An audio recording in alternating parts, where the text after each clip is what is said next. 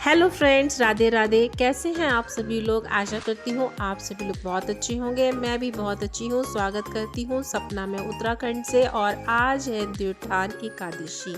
आप सभी लोगों को देवउठान एकादशी की बहुत बहुत बहुत शुभकामनाएं। और यहाँ मैं बना रही हूँ परंपरागत चित्र अपना देवउठान एकादशी का, जो कि हमारे घर में हमेशा से बनता है। इसे आप किसी भी जगह पर, दीवार पर, किचन के सामने, बाहर आंगन में, बरामदे में, कहीं भी बना सकते हैं। मैं इसे बना रही हूँ कागज़ पर, और इसको फिर हम पूजा के स्थान पे जाके इसको वहाँ पे ऐड कर देंगे। तो इसमें मैं इस्तेमाल कर रही हूँ गेरू की मिट्टी का, जो कि बहुत ही शुद्ध मिट्टी मानी जाती है। और इससे मैं बना रही हूँ भगवान नारायण का चित्र। और कहा जाता है इस दिन भगवान जी सो कर के उठे हैं, निंद्रा से जागे हैं, इसलिए ये देव उठान एकादशी कहलाई जाती है। और इसमें जो मैं बना रही हूँ वो है देव नारायण जी का घर, देव नारायण, स्वर्ग की सीढ़ी, तुलसा माता, चक्र और कमल का फूल और स्वास्तिक का निशान।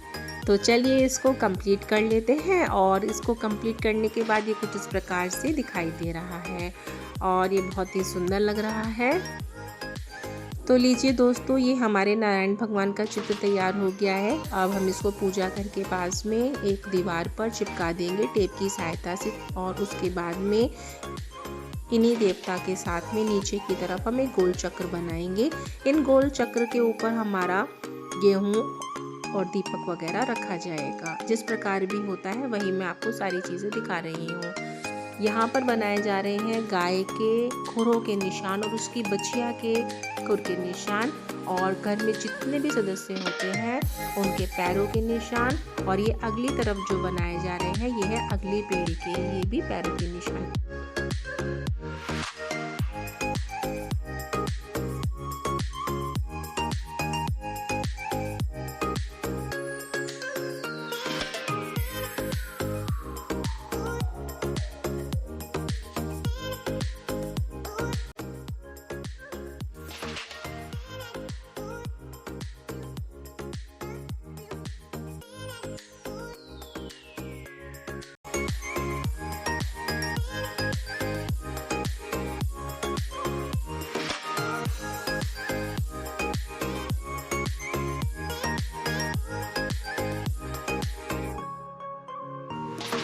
तो दोस्तों, अब हम दरवाजे की चौखट पे भी कुछ निशान बना लेंगे। इस तरीके से गोल गोल कुछ निशान बना लेते हैं।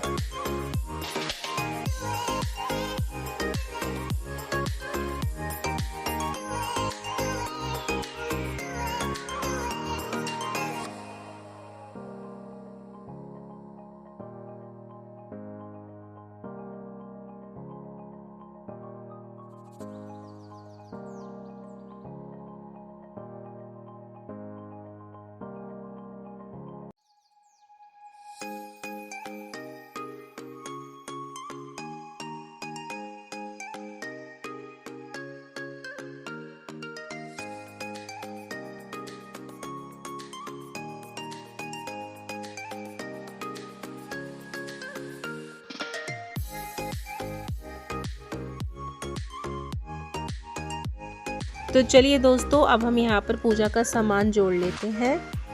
इस सामान में मूली, गन्ने, मूंगफली, रेवड़ी, सिंघाड़ा और गेहूं के कुछ दाने, यही सब रखा जाता है। और हम इसको धोकर ला चुके हैं और इस तरीके से मैं इनको सजा रही हूँ।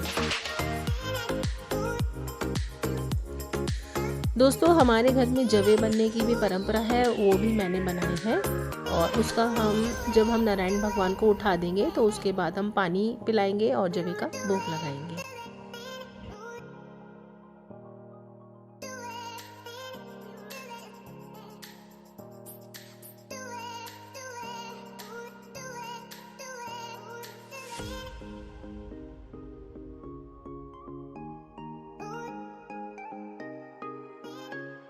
तो दोस्तों, यहाँ पर मैंने रुई भी रख दी है और साथ में कुछ फल फ्रूट्स भी रख दिए हैं। तो दोस्तों, अब हम देव को यहाँ पर सुला करके और जवे बनाने के लिए चले जाएंगे।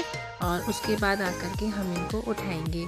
अब ये हम जो परात लेके आए हैं इस पर मैंने स्वास्तिक काट लिया है। और परात घर का सबसे शुद्ध बर्तन होता है। और बस अब दिए में बाती लगा कर के मैं जवे बनाने के लिए जा रही हूँ।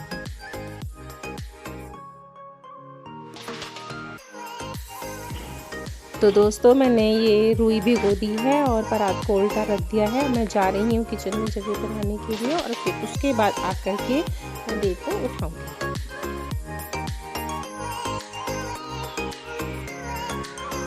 तो दोस्तों ये हमारे जवे बन के तैयार हो गए हैं और मैं इसमें से पूजा के लिए निकाल लूँगी और एक लोटा जल लेकर के पूजा के लिए जाऊँगी।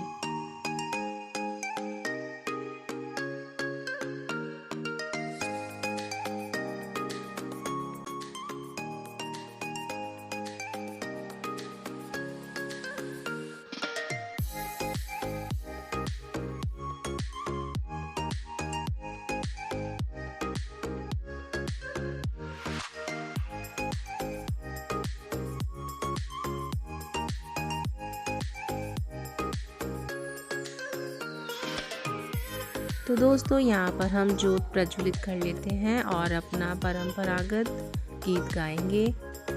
उठो देव बैठो देव पाटकली चटकाओ देव, आषाढ़ में सोए देव, कार्तिक में जागे देव, हाथ पैर फटकारो देव, उंगलियां चटकाओ देव, कुंवारों के ब्याह कराओ देव, बयानों के गोने कराओ देव, तुम पर फूल चढ़ाए देव, घी का दिया लगाए देव, आओ देव पधारो देव, तुमको हम मनाए देव। और इस प्रकार ये लोकगीत पूरा गाएंगे और पूरा गाने के बाद में सभी परिवार के सदस्यों का नाम लेते हुए इसको पूरा करेंगे और बाद में अपने जितने भी लोग हैं सब अपने अपने गोत्र का नाम लेते हुए इनको उठाएंगे।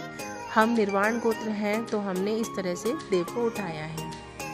तो इस प्रकार दोस्तों हमारे देव जाग चुके हैं और मैंने पानी का छींटा दे दिया है, इनको पानी पिला दिया है और हमारी पूजा संपन्न हो गई है।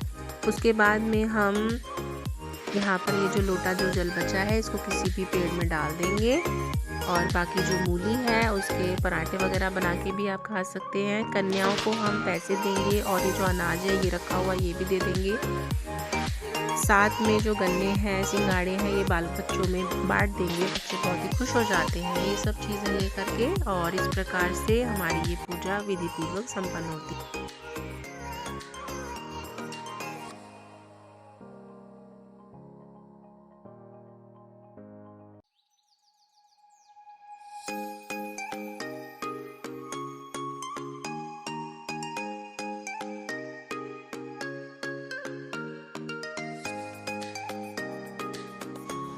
तो चलिए फ्रेंड्स कुछ दिए अब हम अपने घर में भी लगा लेते हैं। एक दिया मैंने अपने किचन में लगाया है और कुछ अपने मैंने घर के गेट पर लगाए हैं, कुछ बालकनी में लगाए हैं और बहुत ही सुंदर लग रहा है ये सब कुछ।